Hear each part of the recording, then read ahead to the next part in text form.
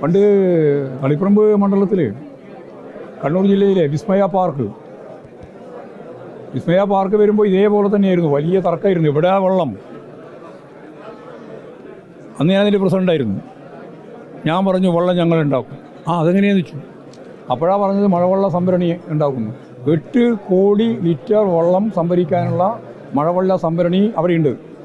8 കോടി ലിറ്റർ മഴവെള്ളം സംഭരിക്കാനുള്ള സംഭരണി ഇപ്പോഴൊരു കായൽ പോലെ പറശ്ശിനിക്കടവ് വിസ്മയ പാർക്കിൻ്റെ ഭാഗമായിട്ടുണ്ട്.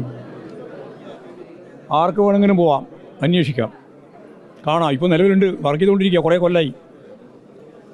അപ്പോൾ മഴവെള്ള സംഭരണി എന്ന് പറഞ്ഞാൽ നിങ്ങൾ ചെറിയ ഒരു എന്താ പറയുക, ഒരു മറ്റേ ടാങ്ക് ഉണ്ടല്ലോ, ആ ടാങ്കിലുള്ള മഴവെള്ള സംഭരണിയല്ല.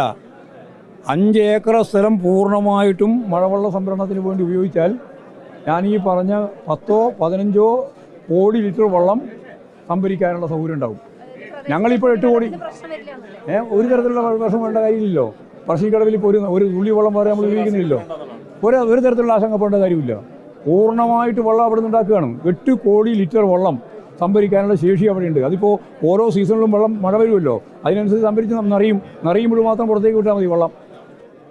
അപ്പോൾ അത് പറഞ്ഞു അല്ല, വാട്ടർ അതോറിറ്റി ഉൾപ്പെടെയുള്ള എല്ലാ സംവിധാനവും ഉപയോഗിച്ചോട്ടെ, അമ്മയൊക്കെ പ്രശ്നമല്ല. ഞാൻ പറഞ്ഞത് അത് വെറുതെ പറയുന്നതാണ്. നിങ്ങൾ വെള്ളം അതായിപ്പോൾ ക്ലച്ച് പിടിക്കുക വെച്ചിട്ട് അത് തുടങ്ങിയിരിക്കുക കള്ളപ്രചരണം നടത്താൻ. ഞാനതൊന്നും പറഞ്ഞിട്ടില്ല, എനിക്കറിയില്ല അതിനെപ്പറ്റി. ഞാൻ പറഞ്ഞ ഇതാണ് മഴവെള്ളം. അതായത് നിങ്ങൾ അവരിപ്പോൾ ഇന്ന് പറഞ്ഞിട്ടുണ്ട്, പേപ്പർ പറഞ്ഞിട്ടുണ്ട് 5 ഏക്കർ സ്ഥലം മഴവെള്ള സംഭരണിക്ക് കൊണ്ട് ഉപയോഗിക്കുന്നു. 24 ഏക്കറെന്ന് കൃത്യമായിട്ട് ഈ വെള്ളം സംഭരിക്കാൻ സാധിക്കുന്നേ ഉള്ളൂ. അപ്പോൾ അവരെ കൂടി ബോധ്യപ്പെടുത്തണം. ഈ ഓയാസുകാരോടും കൂടി പറയണം, ഇങ്ങനെ പറശ്ശിനിക്കടവ് പോയി നോക്കണം. അവിടെ കേരളത്തിലെ ഏറ്റവും വലിയ മഴവെള്ള സംഭരണി ഞങ്ങൾ ഉണ്ടാക്കിയിട്ടുണ്ട്. പല ആളും ചോദിച്ചിട്ടുണ്ട് ഏത് എഞ്ചിനീയറാണ് ഇത് ഉണ്ടാക്കിയത്. ഒരു എഞ്ചിനീയറല്ല, നമ്മളെന്നെ ഉണ്ടാക്കിയതാണ്. അത് ഈ സ്പിരിറ്റ് മുഴുവനോട് കൊണ്ടുവരുന്നതാണ്. ഈ ഇവിടെ ഉൽപ്പാദിപ്പിക്കുന്ന ഒരു ലിറ്റർ സ്പിരിറ്റ് കേരളത്തിൽ ഉൽപ്പാദിപ്പിക്കുന്നില്ല. ഉൽപ്പാദിപ്പിക്കാതെ സ്പിരിറ്റ് ഇവിടെ ഉൽപ്പാദിപ്പിക്കാനാണ് തീരുമാനിച്ചത്. നമ്മുടെ കാർഷിക ഉൽപ്പന്നങ്ങൾ ഉൾപ്പെടെ ഉപയോഗപ്പെടുത്തിയിട്ട് നമുക്കിവിടെ ഏറ്റവും ഫലപ്രദമായ രീതിയിൽ സ്പിരിറ്റ് ഉൽപ്പാദിപ്പിക്കാം. നമ്മൾ സ്പിരിറ്റ് കൊണ്ടുവരാൻ വേണ്ടിയിട്ട് മാത്രം 100 കോടി രൂപ ചിലവാക്കുന്നുണ്ട്. കടത്തി കൊണ്ടുവരാൻ വേണ്ടിയിട്ട് മാത്രം 100 കോടി രൂപ ചിലവാക്കുന്നുണ്ട്. അത് ഇവിടെ തന്നെ ഉൽപ്പാദിപ്പിക്കാനാണ് ഉദ്ദേശിക്കുന്നത്. അത് ഉൽപ്പാദിപ്പിക്കുന്നതിൻ്റെ ഭാഗമായിട്ട് ആ 100 കോടി രൂപയുടെ കടത്ത് ചിലവില്ലാതാവുമല്ലോ. ഒന്നുമില്ലെങ്കിൽ 650 ആൾക്ക് ജോലിയും കിട്ടും. ഒരു 2000-ലധികം ആളുകൾക്ക് അനുബന്ധമായിട്ട് ജോലിയും കിട്ടാൻ സാധ്യതയുണ്ട്. അത്രയെല്ലാം സാധ്യതയുള്ളതാണ്.